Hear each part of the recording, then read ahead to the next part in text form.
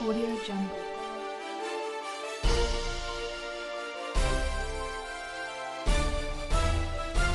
Audio Jungle. جی बिस्मिल्लाहिर्रहमानिर्रहीम नाज़रीन, आपका वार में खुश आमदीद। दोस्तों, कल की बात है, कल के परसों की बात है, मेरा ख्याल है कि परसों की शायद यूरोपीय पार्लियामेंट में एक करारदाद पेश हुई पाकिस्तान के बारे में कि जो पाकिस्तान का ब्लास्फेमी लॉ है उसको फिल फोर ख़त्म किया जाए, वरना फिर पाकिस्तान में वो जीएसपी जो प्लस है उसका जो इम्पेक्ट जो है वो उसकी डिमांड की गई यूरोपीय पार्लियामेंट में। इसके ऊपर बात करेंगे। हमारे साथ आज हैं जफर अहमद साहिब कनाडा से और अली सजाद भाई लंदन से। उनके पास चलते हैं और पूछते हैं कि सर ये क्या सूरत हाल है, करारदाद क्या है, उसके क्या मकासद हैं, क्या ये वही इम्पैक्ट है, उसका असर है जो टीएलपी के पिछले दिनों धरने और मुजाहरात की शक्ल में पाकिस्तान में जाहिर हुए। तो चलते हैं उनकी तरफ। जी सजाद भाई अस्सलाम वालेकुम। जी अस्सलाम वालेकुम। जी और भाई अस्सलाम वालेकुम। जी जी सजाद भाई, सबसे पहले आपसे मैं पूछता हूँ कि ये जो पार्लियामेंट में, यूरोपियन पार्लियामेंट में करारदाद पेश हुई है, ये बेसिकली इसका क्या मतलब है, ओरिजिन, क्यों उनको ये जरूरत पेश आई करारदाद पेश करने की? इसमें बेसिकली तो ये करारदाद एक जो मेंबर पार्लियामेंट है वो आपके स्वीडन से तल्लुक़ रखते हैं, चार्ली साहब, उन्होंने पेश की है। ठीक है। और उन्होंने बेसिकली जो है ना, इनका EEAS जिसे कहते हैं, यूरोपियन एक्सटर्नल एक्शन सर्विस जो है, ठीक है, यूरोपीय पार्लियामेंट का एक अदारा है जी।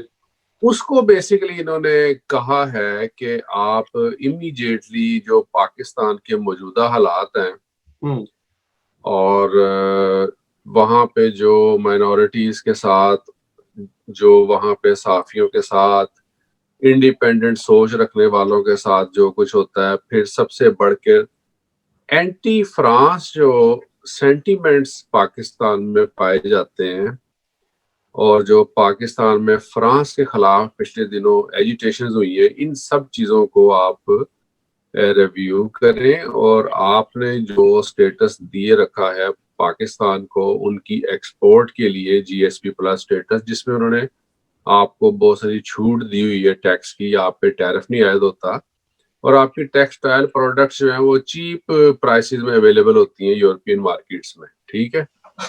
तो उससे होता ये है कि आप दूसरे मुल्कों को कम्पीट कर सकते हैं, राइट। तो अगर वो आपका ये टैरिफ खत्म कर दें, ठीक है, तो उससे आपकी जो वैल्यूज हैं प्राइसेस की, ज़ाहिर है वो हाई हो जाएंगी और आप कम्पीट नहीं कर सकेंगे। पाकिस्तान की इकोनॉमी आपको पता है पहले ही काफी बुरे हालात हैं और अगर ऐसा कोई स्टेप यूरोपीय यूनियन उठाती है तो उसका पाकिस्तान को, उसकी इकोनॉमी को काफी नुकसान होगा। जी जी, बहुत शुक्रिया। जी जफर भाई, आप क्या ख्याल रखते हैं इस बारे में कि क्या असर होगा, ये जो करारदाद पेश की है इसका इम्पैक्ट पाकिस्तान में क्या है और इसको पाकिस्तान किस तरह लेगा? वैसे मैं थोड़ा सा पहले इस करारदाद के बारे में कुछ इंफॉर्मेशन देना चाहता हूँ। ये करारदाद जैसे 7 सफ़ों पे है, इसके 2 हिस्से हैं। जी। पहला हिस्सा जो है वो उन्होंने ABCD करके उस पर नंबरिंग की है और वो कोई पॉइंट X तक जाते हैं और उसके अंदर उन्होंने ये कहा है कि पाकिस्तान ने जो सारे ह्यूमन राइट्स के मुआहदे किए हुए हैं, जेनेवा कन्वेंशन हो गया, यूनाइटेड नेशंस के कन्वेंशन हो गए, उनका रेफरेंस दिया कि पाकिस्तान इन मुआहदों पे दस्तखत करने की वजह से ये बाइंडिंग है कि वो मिनॉरिटीज को एक उनका हक मिले और उनकी हक तलफी ना हो, उनकी प्रोसिक्यूशन ना हो।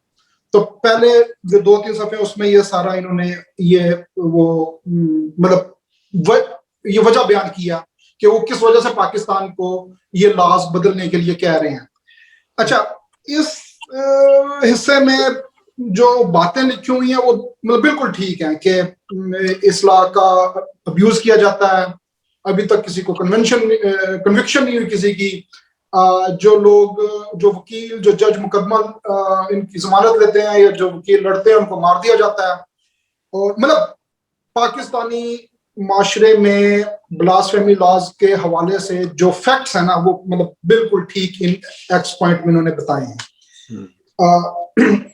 بنیادی طور پہ یہ قرارداد ایک کپل ہے عیسائی شگفتہ کوثر اور شفقت ایمانویل, ان کے اوپر بلاسفیمی کا لایا لگا تھا, اور ان کا کیس جس طرح سے چل رہا ہے اس کو لے کے یہ ساری قرارداد بنائی گئی ہے کہ کس طرح پاکستان کا جو جوڈیشل سسٹم ایک خراب تر صورتحال میں ہے, اس کی وجہ سے کس طرح ڈیلے پہ ڈیلے, مطلب ایون ڈیتھ پینلٹی مل جاتی ہے لوور کورٹ سے اور ہائر کورٹس میں ان کا ڈیلے پہ ڈیلے ہوتا چلا جاتا ہے, تو کس طرح ان کا حق انصاف مجروح ہوتا ہے. اور دوسرا اس کے اندر امپورٹنٹ پوائنٹ ہے جو فرانس کے خلاف مظاہرے ہوئے ہیں, تو یہ مطلب اس قرارداد کی یہ دو شان نزول ہیں, یہ دو باتیں ہیں. آگے دوسرے حصے میں جس کی نمبرنگ 1 2 3 4 کر دی ہے وہ کوئی 19 پوائنٹ ہے, اور اس کے اندر بنیادی طور پہ زور یہی ہے کہ اس لا کو ختم کیا جائے. یہ لا مطابقت نہیں رکھتا ان سارے ہیومن رائٹس کے جو پاکستان نے سگنیچر کیے ہوئے جن معاہدوں کے اوپر, اور اس لا کو ختم کیا جائے. بیچ میں 295 بی اور سی کا کافی زیادہ ریفرنس دیا گیا ہے کہ اس کا بہت غلط استعمال ہوتا ہے. اور یہ مطلب اگر میں جلدی سے اس قرارداد کے بارے میں یہ ایک کپل تھا جس کو انہوں نے وہ بھٹے کے اندر پھینک دیا تھا زندہ, کب واقعہ وہ مجھے یاد نہیں ہے, اس کا بھی شاید ذکر کیا انہوں نے اس قرارداد میں شاید جو پیش ہوئی ہے. بہرحال مختصر یہ ہے کہ یہ قرارداد پیش ہوئی اور 298 بی اور سی کو اس کو جو بہت انہوں نے ہائی لائٹ کیا, 295 ہاں جی 295 بی اور سی ہے میرا خیال, 2 ہے نا یہ, اور انہوں نے اس کو بھی ہائی لائٹ کیا. وہاں پر ویڈیوز کلپس دکھا کر باقاعدہ اس کو انہوں نے جو ہے وہ دکھایا گیا ہے کہ یہ کیا ہوا. اچھا زیاد بھائی, یہ جو قرارداد پیش ہوئی ہے یہ ٹی ایل پی کے جو پچھلا دھرنا ہوا ہے کیونکہ اس میں ویڈیوز کلپ جو دکھائے گئے ہیں وہ ٹی ایل پی کے تشدد قسم کے جو تھے اگینسٹ پولیس وہ دکھائے گئے. تو یہ مطلب قرارداد پیش کرنے کی وجہ یہی تھی اس ٹی ایل پی کا دھرنا, اور اس کا کیا اثر ہوگا اب؟ دیکھیں پوری ایک سیریز ہوتی ہے, وہ جو آپ بات کر رہے ہیں نا دفعات کی, وہ 295 سی اور 298 سی ہے, ٹھیک ہے, اوکے صحیح, 295 اور 298, یہ پوری ایک سیریز ہے. جیسے بھی آپ نے ذکر کیا نا بھٹے کا واقعہ, دیکھیں یہ لاہور میں واقعہ ہوا تھا, ایک پوری آبادی کو جلایا گیا, اور گوجرا میں واقعہ ہوا تھا, ٹھیک ہے, بالکل, اور وہ بھٹے والا واقعہ قصور کا ہے, ٹھیک ہے. تو شیخو پورہ میں واقعہ ہوا آسیہ بی بی والا, ٹھیک ہے. یہ شگفتہ کوثر والا واقعہ بھی 5-6 سال پرانا ہے, ان کی تاریخ ہی نہیں نکلی 4 سال, ٹھیک ہے, 14 کی بات ہے, بالکل 14-15 کی بات ہے. اور ابھی ریسنٹلی یہ مہینہ پہلے فیصل آباد کی 2 نرسز تھیں کرسچن, اور اس نے پتہ نہیں کسی نے کوئی روسٹر چینج کیا ہے کیا کیا ہے, تو وہ اس کے اوپر بھی بلاسفیمی لگ گئی, ٹھیک ہے. اب اس کے بعد کوئی خبر نہیں کہ انہوں بچیوں کے ساتھ لڑکیوں کے ساتھ کیا سلوک ہوا ہے. اچھا اس میں جو نقطے کی بات ہے وہ یہ ہے کہ جتنے بھی لوگ ہیں جن کے اوپر یہ سارا الزامات لگتے ہیں, جن کے اوپر یہ ساری بیچاروں پہ شامت آتی ہے, ان سب کا تعلق انتہائی پور کلاس سے ہے. اور اچھا بالکل لیبر کلاس ہے, پور کلاس ہے, اور بالکل ہی ایک بیچارے نومینل ان کا سٹیٹس ہوتا ہے, سوشل سٹیٹس, اور وہ اس سارے ظلم کا قضیے کا شکار ہوتے ہیں. اور اکثر کیسز میں 90% کیسز میں ان کے خلاف مدعی جو ہے وہ مولوی ہے, ٹھیک ہے. اب نرسز ہو گئیں, بھٹے پہ کوئی مزدور کام کر رہا ہے, کوئی بیچاری خاتون کسی گھر کام کر رہی ہے, کہیں کوئی لیبر ہے, مولوی کے ساتھ اس کا کیا, یعنی اس کے دیں سوسائٹی میں بڑے دور تک اس کے جو مضمرات جو ہے نا وہ بڑی دور تک جاتے ہیں. پاکستان میں صرف عیسائیوں کے ساتھ نہیں, سندھ میں آپ چلے جائیں ہندوؤں کے ساتھ ہے, عیسائیوں کے ساتھ ہے, अहमदियों के साथ है। इधर आप चित्राल साइड पे चले जाएं तो कैलाश लोग होते थे। एक दफा मैंने किसी प्रोग्राम में जिक्र भी किया था कि वहां मैं गया तो अब ढूंढने से भी कोई कैलाश का असल बशिंदा नहीं मिलता, और उनको भी सबने जहाद कर करके तो मुसलमान कर दिया। उनका अपना कल्चर बेचारों का खत्म होने के करीब है। तो ये सब चीजें जो है ना वो जबर के जुमरे में आती है कि आप जबरन जब किसी का मजहब तब्दील करते हैं या उसके लिए हालात और जिंदगी इतनी तंग कर देते हैं कि वो बेचारा जबरदस्ती अपना मजहब तब्दील कर ले, सर्वाइवल के तहत वो अपनी जो है शनाख्त तब्दील कर ले या अपनी आइडेंटिटी या अपना फेथ तब्दील कर ले। तो ये सब चीजें जो है ज़ाहिर है जब यहाँ पे लोगों के साथ बुरा सलूक होता है पाकिस्तान में, ये क्या होता है उसका नतीजा? ये लोग भाग के यूरोप आ जाते हैं, अमेरिका कनाडा आ जाते हैं। ठीक है, अभी भी हजारों की तादाद में पाकिस्तान से जो रेफ्यूजीज हैं, ये जो रिलीजियस हवाले से जो बेचारे शिकार हैं मुख्तलिफ जुल्मों का और उनके ऊपर मुख्तलिफ किस्म की एलिगेशंस लग जाते हैं या उनकी परसिक्यूशन होती है, ये लोग थाईलैंड, मलेशिया, सिंगापुर, अपना थाईलैंड, मलेशिया, श्रीलंका और इंडोनेशिया और युगांडा, कुछ लोग चाइना में भी बैठे हैं जाके। अब वहां से जब इन लोगों को प्रोटेक्शन मिलती है ऑस्ट्रेलिया की, कनाडा की, अमेरिका की, इंग्लैंड की, यूरोप की, न्यूजीलैंड की, वहां जब ये जाते हैं तो उनकी पूरी फाइल जाती है, पूरी रिपोर्ट बनती है। फिर इन मुल्कों को पता चलता है यार हमारे पास जो रेफ्यूजीज आ रहे हैं ये अगर पाकिस्तान से आ रहे हैं तो किस वजूहात की बिना पे आ रहे हैं। ठीक है, और यहाँ पे हजारों लोग हैं इस किस्म के, यानी लाखों लोग हैं मेरे सामने जिन्होंने मजहबी हिजरत की है पाकिस्तान से। तो जब इनके पास इतना कसीर डाटा मौजूद है, इतना ज्यादा इनके पास मवाद मौजूद होता है, तो उसको भी बुनियाद बनाया जाता है इस किस्म की रेजोल्यूशंस पास करने से पहले। वो सारा बड़ा एक कॉन्क्रीट एविडेंस मौजूद होता है। तो उस पे जल्दी पे तेल का काम ये टीएलपी ने कर दिया है। ठीक है, और ये जो मॉब वायलेंस है पाकिस्तान में जो हुआ है पिछले दिनों, ठीक है, और ये फर्स्ट टाइम नहीं हुआ। बिल्कुल, मैं आपको बताऊं इस खित्ते की जो हिस्ट्री है ना, ये आप 1920 से देख ले, ज्यादा पहले हम नहीं जाते। 1920 से ऑनवर्ड ये सब कुछ होता चला आ रहा है। बड़े सगीर के जो मुसलमान है, मैं तो पहले भी कई दफा इस मौजू पे बात की है कि बड़े सगीर के मुसलमानों से ज्यादा मैं तो काबिल रहम ही कहूंगा हालत और किसी मुसलमान की नहीं है। बाकी 50 इस्लामिक स्टेट भी है, वहां पे वो इशू नहीं है जो पाकिस्तान और इंडिया में रहे हैं। 1920 में तहरीके खिलाफत में इन्होंने जो कुछ किया बड़े सगीर में, उसका जो इम्पैक्ट हुआ वो आप सबके सामने, जीरो इम्पैक्ट। ठीक है, सिवाय इसके कि वायलेंस आया हमारी अपनी सोसाइटी में। पाकिस्तान में 53 में चली मूवमेंट, तब तो कोई तो रसालत नहीं थी, कोई कुछ नहीं था। ठीक है, फसादात हुए 53 में, मजहब के नाम पे हुए, इस्लामिक स्टेट में हुए। 74 में मजहब के नाम पे फसादात हुए, इस्लामिक स्टेट में हुए। ठीक है, अच्छा, फिर 79 में एक वाकया होता है। एक सऊदी अरब में एक आदमी था, उसका नाम था मोहम्मद बिन अब्दुल्ला कहतानी। ठीक है, उसने हॉस्टेज कर लिया खाना काबा को, राइट। अच्छा। और उसने दावा किया मैं इमाम महदी हूँ। उसके साथ एक और आदमी था, वो बैदी कबीले का। इन लोगों ने जनाब उसको खाना काबा को जनाब उसको कब्जा कर लिया उसके ऊपर। सही। पाकिस्तान में जनाब फसादात होते हैं, पाकिस्तान में जनाब वो ज़ाहिर है इस्लाम का किला जो आपने बनाया हुआ, तो वहीं से आवाज उठनी है। तो वहां से जनाब एजिटेशन हुई और 79 में इस्लामाबाद जैसे शहर में अमरीकी सफारत खाने का घेराव होता है, जला दिया जाता है। 4-5 अमेरिकन मरीज मर जाते हैं, हलाक हो जाते हैं उस वाक़े में। 79 की मैं बात कर रहा हूँ। ठीक है, तो ये कोई नई, ये टीएलपी और इस किस्म के फिनोमिना ये कोई नई बात नहीं है पाकिस्तान में। ओके, असल में यही बात है ना, मैंने पिछले प्रोग्राम में बात की थी कि ये टीएलपी का जो है ये जोर कैसे खत्म किया जा सकता है। तो मैंने एक एज अ क्वेश्चन के तौर पर बात की कि एक इसके अगेंस्ट एक और टीएलपी बना दी जाए ताकि वो सही शक्ल जो पेश करे।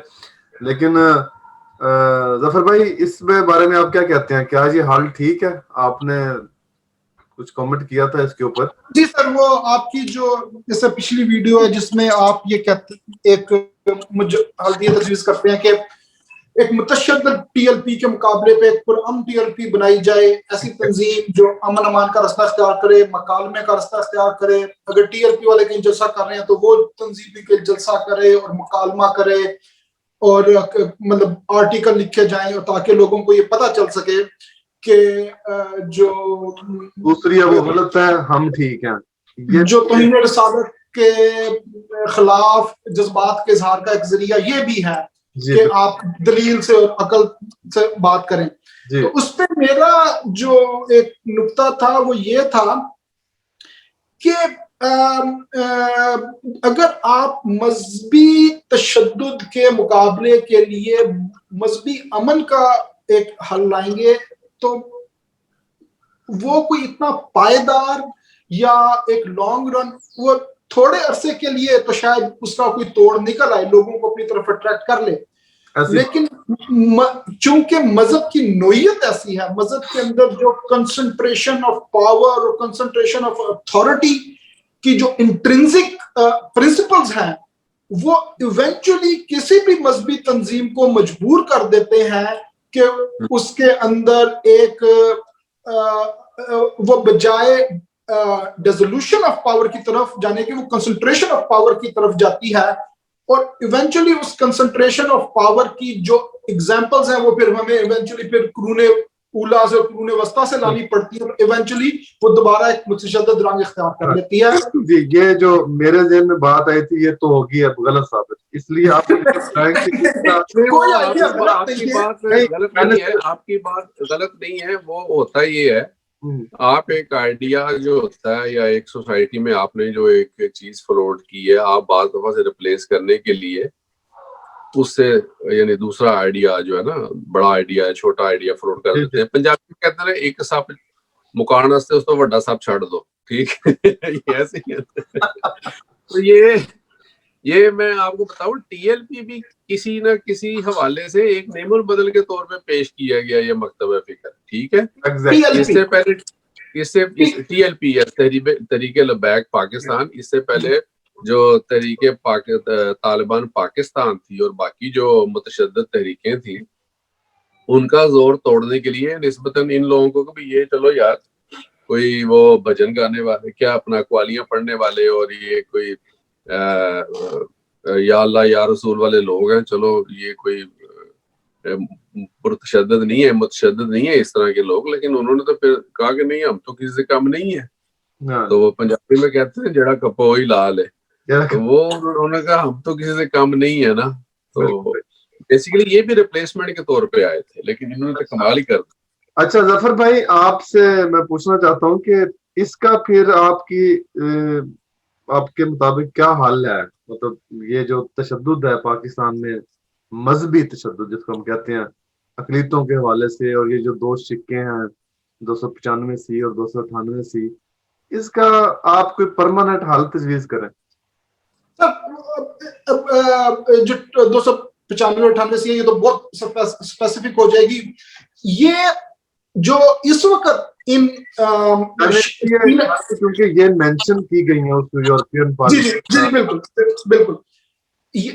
پہلے تو یہ سوچنا چاہیے کہ یہ جو 295 پینل کوڈ کی جو شکیں ہیں ان کی یہ شکل کیسے آئی. میں تھوڑا سا اگر میں درست جب میرے خیال غازی علم دین کو پھانسی لگی تھی تو اس کے بعد برصغیر کے مسلمانوں نے یہ ڈیمانڈ کی تھی کہ توہین رسالت کا یا توہین مذہب کا کوئی قانون بنایا جائے. تو 295 بنا تھا اس وقت, 295 جو کچھ بھی تھا, اور پھر جب ضیاء اللہ کا زمانہ آیا تو پھر اس کے اندر ایک اور شک ڈالی گئی. اور اگر میں غلط نہیں ہوں, سجاد صاحب پلیز مجھے کریکٹ کیجیے گا, کہ یہ جو 295C جس میں موت کی سزا شامل ہے, یہ میرے خیال میں نواز شریف کے پہلے یا دوسرے حکومت میں ڈالی گئی تھی. am I correct؟ نہیں, وہ جو نواز شریف کا پہلا دور حکومت تھا 91 کا, اس میں قصاص و دیت آرڈیننس آیا تھا. نہیں سر, وہ تو ضیاء اللہ کے زمانے میں آیا تھا قصاص و دیت. قصاص ان کے زمانے میں آیا تھا, انہوں نے نواز شریف کے زمانے میں, اور ضیاء اللہ کے زمانے میں جو قوانین آیا نا اس میں زکوٰۃ و عشر آرڈیننس آیا, اور اس میں آیا ہے یہ جو زنا کے حوالے سے کوڑوں کی سزا تھی وہ آیا, توہین رسالت آئی ہے. موت کی سزا کب آئی ہے؟ یہ توہین رسالت میں؟ یہ ضیاء کے زمانے سے. اوکے، بہرحال میرے کہنے کا مطلب یہ ہے کہ اس پورے عرصے میں ایک ذہن تیار ہوا، معاشرہ جو ہے اس کو ریڈیکلائز ہوا، اس کے بعد پھر اس ریڈیکلائز معاشرے سے ریڈیکلائز لوگ اسمبلیوں میں پہنچے، انہوں نے وہ قوانین تیار کیے اور اس کے نتیجے میں یہ شکل سامنے ہے. اب اگر ہم یہ چاہتے ہیں کہ یہ قوانین ختم ہو تو اسی طرح یہ سوچنا پڑے گا کہ آخر یہ ڈی ریڈیکلائزیشن کیسے ہو ایگزیکٹلی پاکستانی معاشرے میں. اچھا، اس کا دور دور تک آنیسٹلی کوئی چانس نظر نہیں آتا. کیوں؟ اس کی بڑے مزے کی وجہ ہے. اس کی وجہ جو مجھے سمجھ میں آتی ہے وہ یہ ہے کہ پاکستان کی جو رولنگ اشرافیہ ہے، جس کے اندر آرمی، بیوروکریسی، جوڈیشری، سرمایہ دارانہ نظام، سرمایہ دار، امیر لوگ، ان لوگوں کو ان لاز سے کوئی فرق نہیں پڑ رہا. جو رول کر رہے ہیں نا لوگ، نہ صرف یہ کہ انہیں فرق نہیں پڑ رہا، حقیقت میں ان کی جو ایکسپلائٹیشن ہے جو اس عوام کی کرتے ہیں، اس ایکسپلائٹیشن کے نتیجے میں جو کنسنٹریشن آف ویلتھ کر رہے ہیں، یہ قوانین بہت مد و معاون ہے اس کے اندر. اچھا، وہ کیسے جی؟ وہ اس طرح ان قوانین کی وجہ سے معاشرے کے اندر ایک ویج ہے، معاشرے کے اندر ایک تقسیم ہے. یہ معاشرتی تقسیم معاون ثابت ہوتی ہے کسی بھی ایسے قوانین یا کسی بھی ایسے پولیٹیکل سسٹم کے ایوالو ہونے میں جو بالآخر اشرافیہ کا محاسبہ کر سکے. جب تک معاشرے کے اندر ایک تقسیم رہے گی، جب تک معاشرہ ڈیوائیڈ رہے گا، تب تک ایسے اچھا، یہاں ایک بڑے مزے کی چیز نکلتی ہے کہ یہ کس فریم آف ورک میں بات کر رہا ہوں میں؟ کروں ڈیموکریٹک فریم آف ورک میں بات کر رہا ہوں کہ جو سیاسی نظام اس وقت پاکستان کے اندر چل رہا ہے، ڈیموکریسی، اس کے اندر ایسے قوانین کی موجودگی انتہائی مد و معاون ہے اشرافیہ کی کنسنٹریشن آف ویلتھ کے لیے. میرا یہ بالکل ٹھیک بات. ایک پوائنٹ اور میں کہنا چاہتا ہوں کہ بہتری کا رستہ کہاں سے نکلتا ہے؟ اگر امید کا دامن تو نہیں نہ چھوڑنا چاہیے. بالکل. تو جو سر یہ جو ماڈرن ٹیکنالوجی اور ماڈرن انفارمیشن ٹیکنالوجی کے نتیجے میں جو